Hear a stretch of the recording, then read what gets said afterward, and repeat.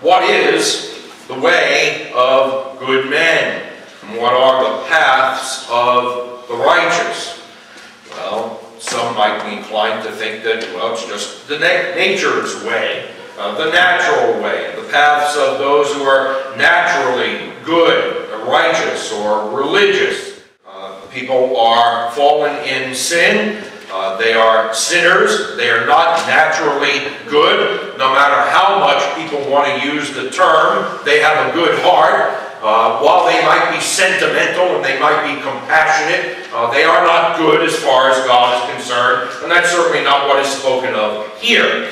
Righteousness, as a term used in the Bible, has to do with conformity to the law of God. And the paths of the righteous, then, are not talking about natural people or normal people or what we might say unbelievers, because, of course, in their words, their thoughts, and their actions, they disregard and disobey the law of God. And certainly, while there might be many people that are religious, that does not necessarily mean that they are right with God. We saw that the fear of the Lord is the beginning of wisdom, and the fear of the Lord is the beginning of knowledge.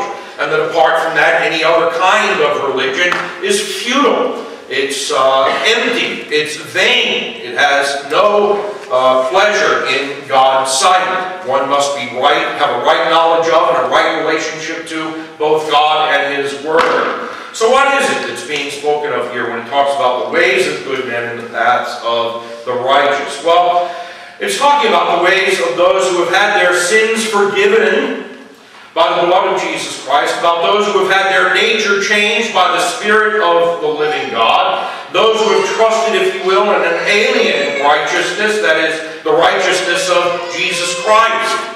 And when it talks about the ways of good men and keeping to the paths of holiness or righteous, it's talking about the way of holiness. It's talking about the way in which the Bible talks about that word way. That is, it's talking about a pattern of life. It's talking about a course of conduct. It's talking about the lifestyles of not the rich and famous, but the lifestyles of the good and righteous.